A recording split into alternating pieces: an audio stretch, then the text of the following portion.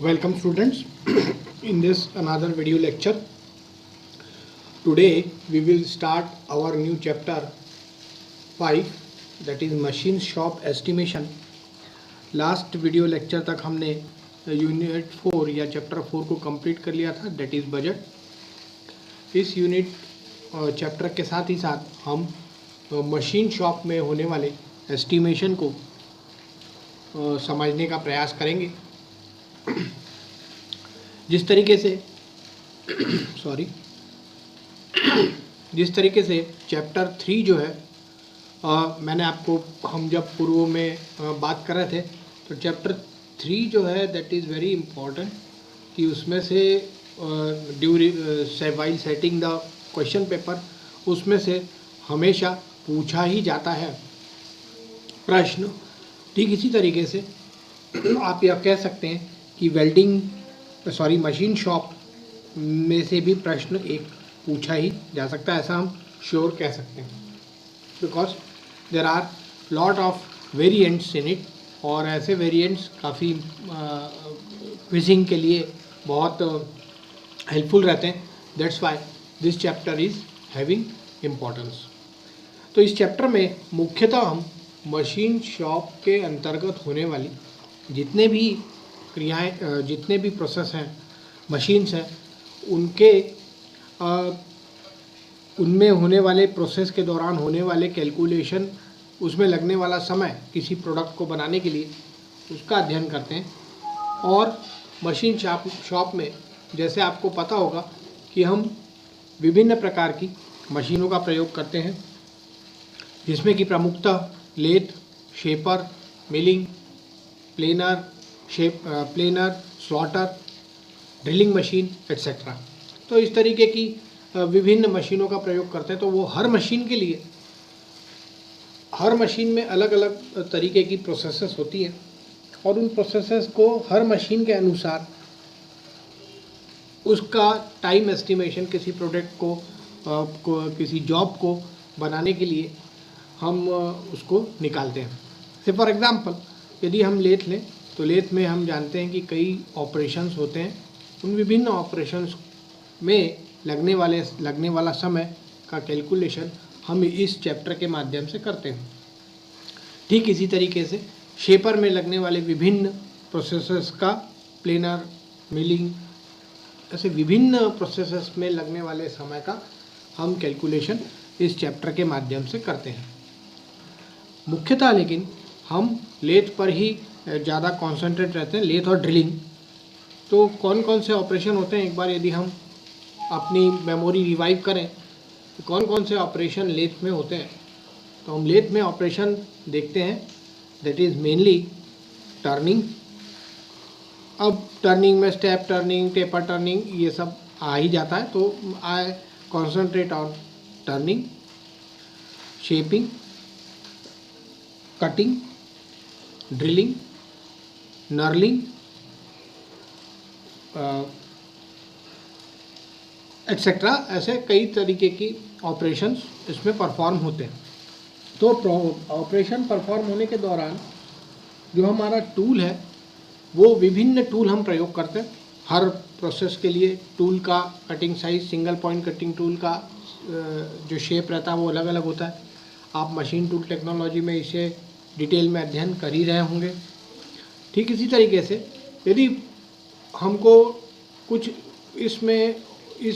During this operation यदि हमको कुछ दूसरे टूल का प्रयोग करना है तो हम अपने जो टूल पोस्ट है उसमें कोई दूसरा टूल भी लगाते हैं। से फॉर एग्जांपल नर्लिंग के लिए हम नर्लिंग टूल का प्रयोग करते हैं। यदि मुझे ड्रिलिंग करनी है तो मैं टेल स्टॉक में मैं ड्रिल लगाकर उसको एडवांसमेंट करता हूँ और अपने जॉब में या प्रोडक्ट में होल बनाने का प्रयास करता हूँ। तो इस पूरे प्रोसेस में हम देखते हैं कि कई विभिन्न प्रकार के हम कैलकुलेशंस करते हैं। तो हम मुख्यतः इस पूरे चैप्टर में हमारा जो ध्यान है वो सिर्फ और सिर्फ लेथ मशीन पर ही कॉन्सेंट्रेट करेंगे। तो आइए कुछ मुख्य प्रमुख फार्मूलेस जो हम इस पूरी यूनिट के जो एक्सरसाइज है, उनको जो प्रॉब्लम्स हैं उनको सॉल्व करने के लिए हमें बेहद महत्वपूर्ण है, ज़रूरी है। और इस पहले वीडियो लेक्चर के माध्यम से हम इसको, और ये चूँकि ये बार बार रिपीट होगा तो इसको समझने के लिए हम इसका अध्ययन करते हैं। तो इसमें मुख्यतः 3 प्रमुख फॉर्मूलेज हैं या टर्म्स हैं। तो पहला है cutting speed. What is cutting speed? इसको डिफाइन करते हैं, it is the distance which tool travels along the material in 1 minute, its unit is metre per minute. हम जानते हैं कि जब टूल को हम अभी चूँकि लेथ की बात कर रहे हैं पर्टिकुलर, चूँकि लेथ हम काफ़ी बार पढ़ चुके हैं, वर्कशॉप से लेकर हम मशीन टूल टेक्नोलॉजी तक लेथ ही पढ़ते हैं। तो लेथ का जब हम उदाहरण लेते हैं तो हमें ये जल्दी से समझ में आता है। तो लेथ में हम जानते हैं जो टूल रहता है वो टूल पोस्ट पर स्थिर रहता है और उसका एडवांसमेंट भी हम करते हैं। साथ ही साथ हम जिस तरीके का हमारा जॉब हो उस तरीके के जॉब को हम घुमाकर उसमें लगने वाली प्रोसेस के अनुसार हम उस टूल को चलाकर निर्धारित डायमेंशन को अचीव करते हैं अपने जॉब में। तो cutting speed metre per minute, tool का जो एडवांसमेंट रहता है थ्रू आउट द जॉब। आपके लेथ का बेड यदि 6 फीट का है या तकरीबन 1-1.5 मीटर का है तो हम उस पूरे अलोंग द बेड लेथ के बेड पे हम मीटर पर मिनट, आपका जॉब जैसे भी कितना भी लंबा हो, उस प्रति मिनट में लगने वाला जो कार्य प्रति मिनट करने वाला उस थ्रू आउट द मीटर जो स्पीड है उस स्पीड को हम कहते हैं कटिंग स्पीड। और इसे दर्शाते हैं पाई dn/100। इसे एकदम नोट कर लीजिए because every time we will deal with it और हमको इसी में काफ़ी काम करना पड़ता है। और इसे हम S से डिनोट करते हैं, S for speed, cutting speed, pi dn/100 metre per minute. तो ये टूल का एडवांसमेंट है throughout the length in single minute और जितने भी मिनट इसमें कंज्यूम हुए हों। फीड, कटिंग स्पीड, दूसरा जो इम्पॉर्टेंट टर्म है दैट इज फीड। फीड क्या है? It is the distance through which the tool advances into the workpiece during one revolution of the workpiece और द टूल और cutter. It's unit is millimetre पर revolution. जैसे हमने यहाँ पर देखा था कि टूल जो है अलोंग द बेड जा रहा है, लेकिन यहाँ पर जो टूल है वो जो हमारा वर्कपीस है, जो जॉब है, सपोज फॉर एग्जांपल लेथ की बात करें तो लेथ के जॉब में लेथ के चक में फिक्स है और वो कितनी रिवॉल्यूशन से घूम रहा है और हमारा टूल कितना एडवांसमेंट हो रहा है मिलीमीटर में, इसका ध्यान रखते हुए इसको हम मिलीमीटर पर रिवॉल्यूशन कहते हैं and we call it as feed. 2 मुख्य चीज़ें हैं, cutting speed along the bed, feed along the chuck. यदि हम लेथ का ध्यान करें, लेकिन शेपर में ये कुछ डिफरेंट हो सकता है, मिलिंग में इसे ये कुछ डिफरेंस हो सकता है, प्लेनर में कुछ डिफरेंट हो सकता है। इस तरीके से प्रत्येक मशीन में यह कटिंग स्पीड और फीड अलग अलग होती है। इंक्लूडिंग यदि हम एक सिंपल लेथ की भी बात करें तो हम कटिंग स्पीड और feed as per the job material, उसमें निकलने वाला मटेरियल रिमूवल रेट और हमारे टूल की कैपेसिटी, इन सब को ध्यान में रखते हुए फीड और कटिंग स्पीड को सेट करते हैं। साथ ही साथ जो मुख्य टर्म है जो अब हम देखने जा रहे हैं that is depth of cut. Depth of cut हम कितना रखें कि हमारा मटेरियल रिमूवल रेट, या जिसे कि MMR कहते हैं, इसको हम सही ढंग से मटेरियल को रिमूव कर सकें। सो डेप्थ ऑफ कट हमारा मटेरियल रिमूवल रेट MMR, हम इसे इस तरीके से कह सकते हैं। डेफिनेशन देखते हैं, it is the amount by which a tool cutter is inserted into the metal during one cut in other words, it is the thickness of the material remove in one cut, it is generally measured in mm। यानी कि हम जब tool advance कर रहे हैं तो हमारा एक कट में हमारा कितना रिमूवल होगा, कितना हमको निर्धारित करना है, 0.5, 0.25, 1 mm, 2 mm। इस तरीके से हम डेप्थ ऑफ कट का निर्धारण करते हैं और डेप्थ ऑफ कट का निर्धारण करने के दौरान ही हम यह सुनिश्चित करते हैं कि हमारा मटेरियल रिमूवल रेट कितना हो। और यह कैसे निर्धारित करते हैं, हर मटेरियल का डेप्थ ऑफ कट कितना लेना, ये अलग अलग होता है बाय एक्सपीरियंस। टूल की शार्पनेस और उसका मटेरियल, इन बहुत सारे कैरेक्टरिस्टिक्स पर डिपेंड करता है, जिसमें कि यदि मैं एग्जांपल लूँ लेथ का, तो जो लेथ मशीन में जो ऑपरेटर है, जो टर्नर है, वो काफ़ी अच्छे से एक्सपीरियंस रहता है and he set the depth of cut accordingly as per job. But during, यदि हम एक ही तरीके का जॉब बना रहे तो उस समय फिर हमको सब कुछ सेट करने की ज़रूरत नहीं है, automatically we set the things as per our requirement. तो इन मुख्यतः हम मशीन शॉप एस्टिमेशन में, देखिए मशीन शॉप में फिर से मैं इसको रिवाइव करता हूँ ताकि एक बार ये हम समझें। देखिए मशीन शॉप में कई तरीके की मशीन्स होती हैं, उस प्रत्येक मशीन में यह 3 मुख्य पैरामीटर्स होते हैं, पहला कटिंग स्पीड, दूसरा फीड और तीसरा डेप्थ ऑफ कट। मुख्यतः हमारे कैलकुलेशन इन्हीं 3 पर डिपेंड रहते हैं। आप जानते हैं कि shaper, miller, planer, lathe, slotter, इन सब का टूल का डायमेंशन और जॉब जहाँ पर फिक्स होता है वो ज़रूरी नहीं है हर बार चक हो। तो टूल का पोजीशन और जॉब की पोजीशन हर बार अलग अलग होती है। तो चूँकि अलग अलग पोजीशन है, अलग अलग फीड मैकेनिज़्म है, तो उस अलग अलग फीड मैकेनिज़्म के अनुसार हमें कटिंग स्पीड, फीड और depth of cut her machine में अलग अलग निर्धारित करनी पड़ती है। ऐसा बहुत कॉमन है कि यदि हम लेथ की बात करें तो जो उसमें ऑपरेशन है वो मिलिंग मशीन में भी हो सकते होंगे।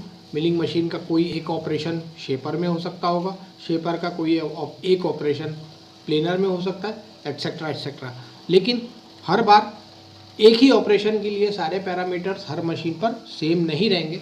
मैं कुल मिलाकर इसे यही आपको समझाना चाहता था कि हर मशीन का cutting speed, feed, depth of cut will be different, tool terminology will be different, type of tool will be different, mechanism is different, that's why the cutting speed, feed and depth of cut will be different। इतना मुझे लगता है समझ में हमें आ गया होगा, और जैसे जैसे हम प्रश्न करेंगे तो definitely you will get more knowledge और आप आसानी से ये कटिंग स्पीड, फीड और डेप्थ ऑफ कट आप समझ सकते हैं। तो हम सबसे पहले इस मशीन शॉप में टर्निंग को स्टार्ट करने का प्रयास करेंगे।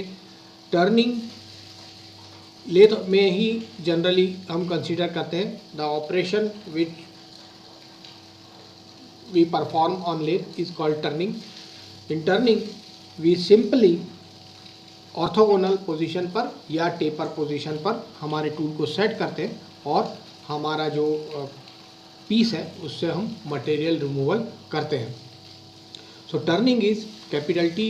ये टर्निंग के लिए जो समय निकाला जाता है ऑपरेशन के लिए, वो देखिए इस तरीके से निकाला जाता है। T is equal to time, L is equal to L by F into N minute. तो L is length of work job, F is feed and N is RPM, T is time in minute. तो ये आपको चौथा parameter फिलहाल for today's video lecture, ये 4 चीज़ें आपको समझ में आनी ही चाहिए।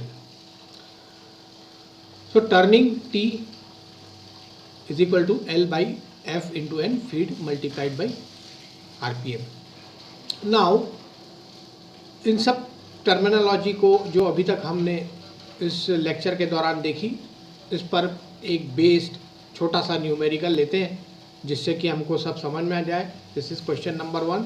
Estimate the machining timing to turn a MS bar of 3 centimeter diameter down to 2.5 centimeter diameter for a length of 10 centimeter in a single cut. Assume cutting speed is equal to 30 meter per minute and feed is equal to 0.4 millimeter per revolution. 0.4 mm per revolution. तो देखिए, सबसे पहले हम प्रश्न समझने का प्रयास करते हैं. एस्टिमेट द मशीन टाइम निकालिए एक MS बार की जिसका डायामीटर दिया हुआ है 3 सेंटीमीटर डायामीटर. अगेन चूँकि हमने लास्ट न्यूमेरिकल यूनिट 3 के किए हैं और आपको ध्यान होगा कि उसमें हमने सब कुछ सेंटीमीटर में लिया था. हर बार हमने आपको बार ड्यूरिंग द वीडियो लेक्चर्स और साथ ही साथ गूगल मीट में भी हमने हर बार सिर्फ और सिर्फ हमने स्ट्रेस दिया था कि यह सेंटीमीटर में लेना है. लेकिन देखिए इसी प्रश्न में जो पहला डायमेंशन दिया हुआ है आपको 3 सेंटीमीटर डायमीटर से 2.5 सेंटीमीटर डायमीटर है. मतलब आपको समझ में आना चाहिए कि ये सेंटीमीटर टू सेंटीमीटर है. 3 सेंटीमीटर से 2.5 सेंटीमीटर लाया गया है for a length of 10 centimetre. मतलब 10 सेंटीमीटर की लेंथ में और सिंगल कट एक ही कट में यह डायमीटर कम किया गया है. Assume cutting speed. अब हमने पहले कटिंग स्पीड को डिफाइन किया है तो assume cutting speed is equal to 30 metre per minute and feed is equal to 0.4 millimetre per revolution. ये देखिए कटिंग स्पीड आपकी मीटर में दी हुई है, फीड 0.4 mm पर रिवोल्यूशन ये इसमें दिया हुआ है. तो हमको ये दोनों चीज़ों को देखना ज़रूरी है. नाउ सी, सबसे पहले हम चूँकि फीड दी हुई है और ये हम समझ गए 3 से 2.5 तक आए हैं, ये हम समझ गए. 10 सेंटीमीटर की लेंथ में ये हम समझ गए. सिंगल कट एक ही कट लगाना है. एक बार टूल सेट किया दैट मीन्स आपको एक बार में 3 सेंटीमीटर से डायरेक्ट 2.5 सेंटीमीटर में आना है. तो यदि 2.3 से 2.5 सेंटीमीटर तक आना है तो आपको कितना डेप्थ ऑफ कट रखना पड़ेगा, इसका निर्धारण आपको समझना पड़ेगा. साइमल्टेनियसली हम सबसे पहले कटिंग स्पीड को देखते हैं जो 30 मीटर पर मिनट दी हुई है और हमको फार्मूला पता है S is equal to πdn/100. ये हमने सबसे पूर्व में अभी देखा.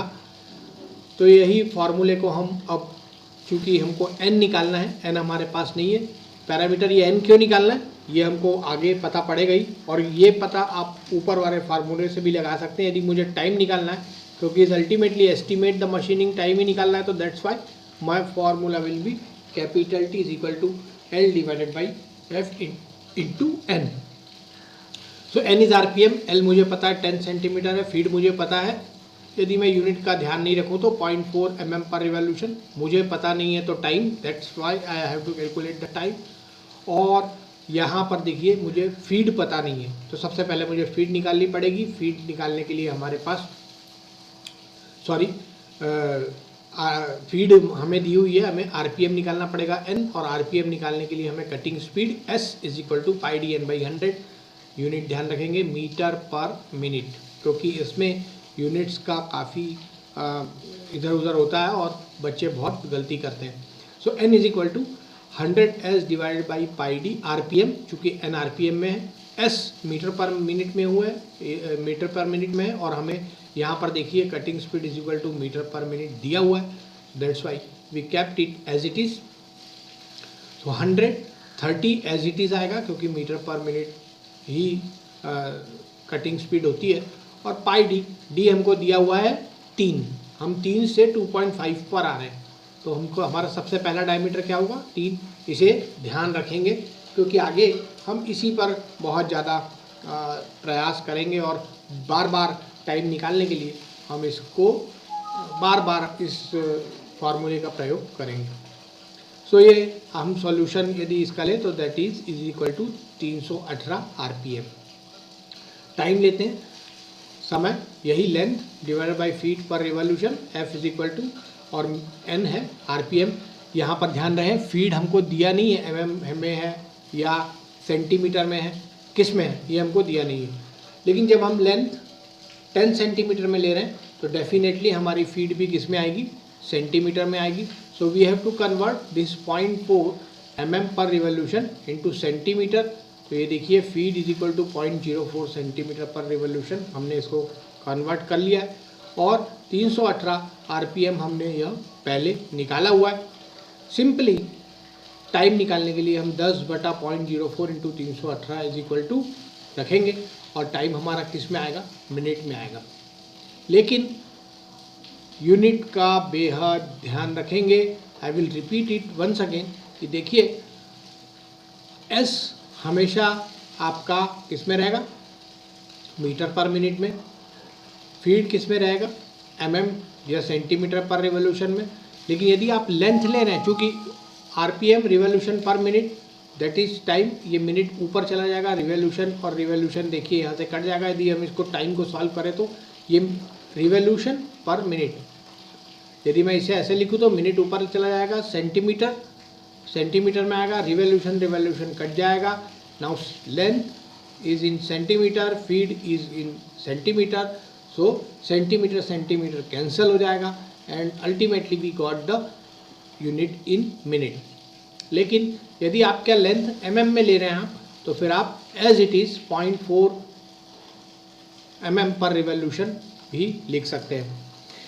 तो इस तरीके से हमने 3 सेंटीमीटर से 2.5 सेंटीमीटर तक लाने के लिए कितने समय की गणना करनी है, इसको हमने इस छोटे से न्यूमेरिकल के माध्यम से देखा. इस वीडियो को सम अप करते हुए हम एक बार रिपीट करेंगे because this is our first interaction. और इस इंटरेक्शन में हमें बार बार यही चीज़ यदि एक बार समझ में आ गई, so from next video lecture onwards हम काफ़ी अच्छी पोजीशन में रहेंगे इसे समझने के दृष्टिकोण से. तो सबसे पहले हमारा कटिंग स्पीड होता है. Cutting speed is equal to πdn/100 metre per minute. Feed millimetre per revolution. Depth of cut in mm.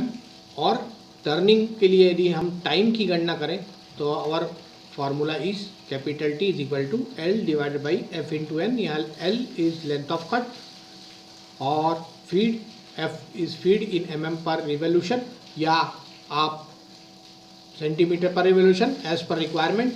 N is in RPM. यदि ये 3 पैरामीटर आपको पता है तो आप किसी